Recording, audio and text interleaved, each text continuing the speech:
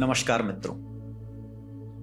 प्राचीन काल से ही मानव के दिमाग में एक प्रश्न आया करता है कि हम क्यों पैदा हुए हैं, हमारे जीवन का क्या उद्देश्य है, जीवन में कैसे कर्म करने चाहिए, क्यों कर्म करें, क्या करें।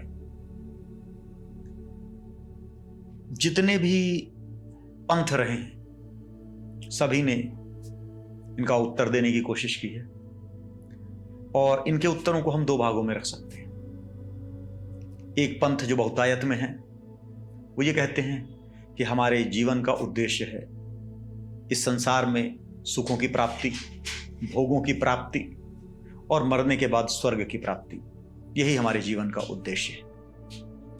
दूसरी ओर दूसरे पंथ हैं जो ये कहते हैं कि नहीं, कुछ ऐसी चीज है जो स्वर्ग से भी आगे की चीज है, जो सुखों से भी आगे की चीज है, जो आनंद की चीज है, जो परम आनंद की जीत है, जिससे आगे कुछ नहीं है, जिसके बारे में उपनिषद कहते हैं सा काष्ठा सा परागति है। वह पराकाष्ठा है, वह परागति है, उससे आगे कुछ नहीं। और वह है हमें अपने स्वरूप का ज्ञान, हमें अपने स्वरूप का साक्षात्कार, आत्म साक्षात्कार, या जिसे मोक्ष कहा गया है, बुद्ध जिसे निर्वाण कहते हैं, महावीर जिसे कैवल्य कहते हैं। एक ऐसी अवस्था जो स्वर्ग से भी ऊपर की अवस्था है, परे की अवस्था है। भगवत गीता क्या कहती है इस बारे में? भगवत गीता कहती है, व्यवसायत्मिका बुद्धि रेके है कुरुनंदन, बहुशाखा ह्यनंताश्च बुद्धयो अव्यवसायिनाम, यामिमां पुष्पितां वाचम प्रवदन्ति विपश्चितः, वेदवादरताः पार्थ नान्यदस्ति वादिनः, कामात्मानः स्वर्ग परा जन्म कर्म फल प्रदाम क्रिया विशेष बहुलाम, भोगैश्वर्यम गतिम प्रति, भोगैश्वर्य प्रसक्तानाम तया अपहृत चेतसाम व्यवसायत्मिका बुद्धि समाधौ न विधीयते। वो कहते हैं दो तरह की बुद्धि होती है। एक तरह की बुद्धि ऐसी होती है कि जो व्यक्ति व्यवसायत्मिका होती है, जो एक बार निर्धारित कर ले वो व्यक्ति काम करता है। और दूसरी तरह की बुद्धि ऐसी होती है जो इधर से उधर भटकती रहती है। जो भटकने वाली बुद्धि है वो सुख को ढूंढने में भटकती रहती है। कभी उसे किसी एक चीज में सुख दिखता है, कभी दूसरे चीज में सुख दिखता है, क्योंकि हमारा मन बड़ा चंचल है, हमारी कामनाएं बड़ी चंचल है।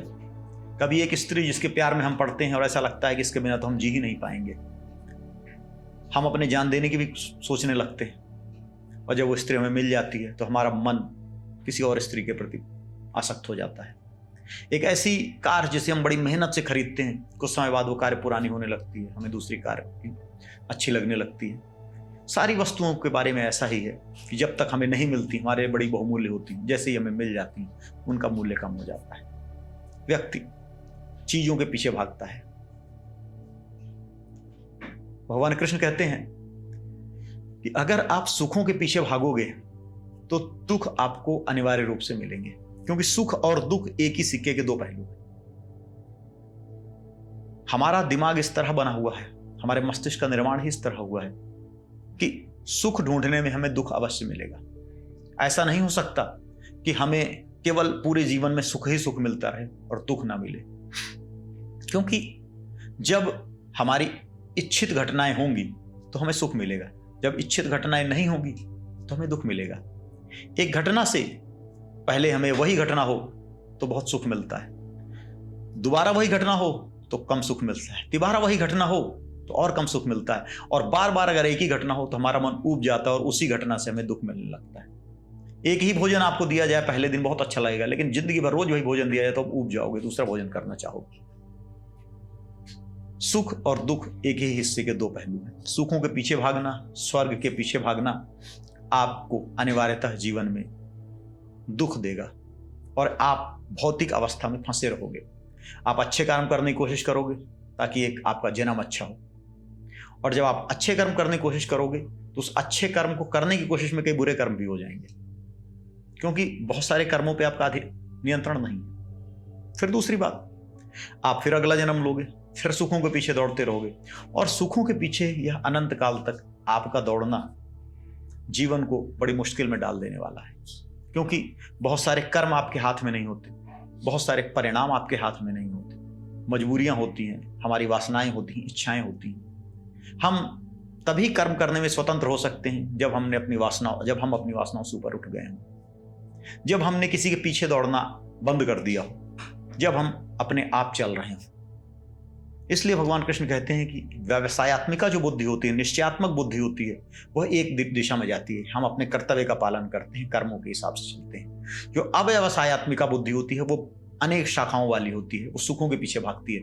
आदमी कभी शराब के पीछे, इसके पीछे, पैसे के पीछे भागता ही भागता रहता है, और व्यक्ति सुख के चक्कर में दुखों को प्राप्त कर लेता है।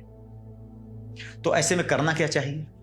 करना यही चाहिए कि हमारा आदर्श स्वर्ग नहीं, हमारा आदर्श होना चाहिए मोक्ष। हमारा आदर्श निर्वाण है, हमारा आदर्श स्वयं को जानना है। अरस्तु ने कहा था, नो दाई सेल्फ, स्वयं को जानो। उपनिषद कहते हैं आत्मानम विद्धि, स्वयं को जानो, खुद को जानो। अगर तुमने खुद को जान लिया तो तुमने परमात्मा को जान लिया। भगवान कृष्ण कह रहे हैं, त्रैगुण्य विषया वेदा निस्त्रैगुण्यो भवार्जुन, निर्द्वंद्वो नित्य स्वतस्थो निरुयोग क्षेम आत्मवान, यावानर्थ उदपाने सर्वतः संप्लुतोदकये तावान सर्वेषु वेदेषु ब्रह्मणस्य विजानतः। वह कह रहे हैं कि वेदों में मुख्यतः 3 चीजों पे ज्यादा जोर दिया गया है, धर्म, अर्थ और काम। सबसे पहले तो आपने अपना कर्तव्य करना है, धर्म का अर्थ कर्तव्य, ड्यूटी, और अपने कर्तव्य को करके जो आपने अर्थ पाया है और उससे जो आपका काम है, इच्छाएं हैं, जो धर्म और अर्थ से युक्त हैं इच्छाएं, ऐसी इच्छा पूरी करनी है। उन्होंने कहा ये तीनों साधन हैं, जो साध्य आपका है वो धर्म, अर्थ, काम, मोक्ष। ये धर्म, अर्थ, काम अपने आप में साध्य नहीं है, काम साध्य नहीं है, काम साध्य है मोक्ष। वो कहते हैं कि यावान अर्थ उदपाने सर्वतः संप्लुतोदके तावान सर्वेषु वेदेषु ब्रह्मणस्य विजानतः। जिस तरह आपको एक परिपूर्ण सरोवर मिल जाए, बहुत अच्छी सी झील मिल जाए मीठे पानी की, उसके मिल जाने पर आपका एक कुएं से जितना प्रयोजन रह जाता है, उतना ही जिसको ब्रह्म ज्ञान हो जाए उसको इस संसार से प्रयोजन रह जाता है। अर्थात हमें अपने आदर्शों को ऊपर रखना है, उच्च रखना है, और उन आदर्शों को पर चलना, जब हम चलते जाएंगे तो बाकी चीजें हमें अपने आप मिलती जाएंगी।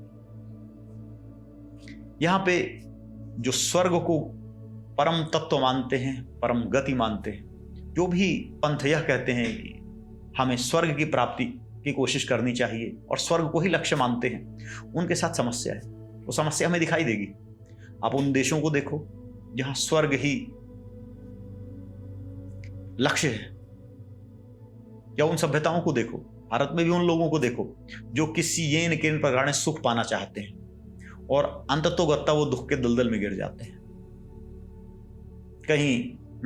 कहीं ऐसे हैं कि जो मरने के बाद हूरों के और जन्नत के चक्कर में अपनी जान दे देते हैं, दूसरों की जान ले लेते हैं, सुसाइड बम्बर तक बन जाते हैं। कई ऐसे हैं यूरोप में जो सुखों की प्राप्ति में, ईट ड्रिंक बी मैरी में इतने घुस जाते हैं कि बाद में डिप्रेशन का शिकार हो जाते हैं, मानसिक बीमारियों से ग्रस्त हो जाते हैं। भारत में भी कई सारे लोग ऐसे हैं जो सुखों की प्राप्ति के पीछे इतने पागल हैं कि पैसे कमाते कमाते कमाते कमाते बीपी, शुगर, कई बीमारियां ले लेते हैं और दुखी होकर मर जाते हैं। तो हमें जीवन में, हमारे जीवन में पैसा ये सुख आदर्श नहीं हो सकते। हमारे जीवन में आदर्श हो सकता है जीवन की परिपूर्णता। हमारे जीवन का आदर्श कोई दूसरा नहीं है, हमारे जीवन के आदर्श खुद हम हैं। हमारा यह शरीर नहीं, हमारी यह आत्म तत्व, क्योंकि आत्म तत्व एक ऐसा है जिसमें अपने आप आनंद है। अगर आत्म तत्व में आनंद न हो तो दुनिया की कोई चीज आपको आनंदित नहीं कर सकती, क्योंकि जिसमें जो चीज है ही नहीं वो बाहर से नहीं लाई जा सकती। आनंद अव्यक्त रूप में है और वही व्यक्त होता है जब आप तन्मय हो जाते हो, ध्यान अवस्थित हो जाते हो, तो आप अपने स्वरूप के पास पहुंचते हो, तो आपको आनंद होता है। जब आप खेल रहे हो, खेलने में खो गए और खिलाड़ी कहता बड़ा मजा आया खेल के, तो वो खो गया था, वो अपने पास पहुंच गया था, इसे उससे आनंद। जब कोई व्यक्ति कोई चीज पढ़ रहा है और पढ़ते पढ़ते सब कुछ भूल गया, कोई फिल्म देख रहा है, रस में डूब गया, भूल गया सब कुछ, तो वह आत्म तत्व के पास पहुंच गया। जितने आप आत्म तत्व के पास पहुंचेंगे उतना ही आपको आनंद होगा। उस समय आप सब कुछ भूल जाओगे। आनंद की अवस्था में आपको यह भी आनंद नहीं, होश नहीं रहेगा कि मुझे आनंद हो रहा है। तब पता चलेगा जब आनंद की अवस्था से आप पार आकर एक नॉर्मल अवस्था में आओगे, तब आपको हो गया बड़ा मजा आया। यह एक अवस्था होती है, यही अवस्था व्यक्ति का आदर्श है। और इस अवस्था के लिए कुछ नहीं करना है, सारा एफर्ट ही यह है कि हम एफर्टलेस अवस्था में पहुंच जाएं, जहां कुछ नहीं करना है।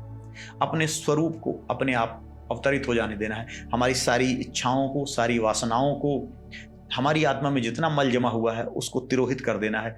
अपने आप सूर्य खिल उठेगा। जैसे दर्पण होता है, दर्पण में अगर मैल जम जाए तो दर्पण में प्रतिबिंबित उत्पन्न करने की क्षमता तब भी रहती है, लेकिन हम अपने आप को देख नहीं पाते। लेकिन उस मल को, उस धूल को अगर हम हटा देते हैं, कपड़े से पोंछ देते हैं, बहुत अच्छा प्रतिबिंब देख पाते हैं। वही हालत हमारी है। हमारे अंदर हमने इच्छाओं की, वासनाओं की, लोगों की बातें सुन के, समाज की रूढ़ियों की इतनी गांठें बना ली हैं हमने कि हम आत्मा का आनंद महसूस नहीं कर पाते। जब हम इन गांठों को खोल देंगे, सारे मल निकाल देंगे, तो हम अंदर से ही आलोकित हो उठेंगे और हमें खुशी के लिए कहीं भागने की जरूरत नहीं रहेगी, ढूंढने की जरूरत नहीं रहेगी। हम खुशियों के पीछे नहीं जाएंगे, बल्कि हमारे अंदर ही हमें सारी खुशियां मिल जाएंगी। हरि ओम।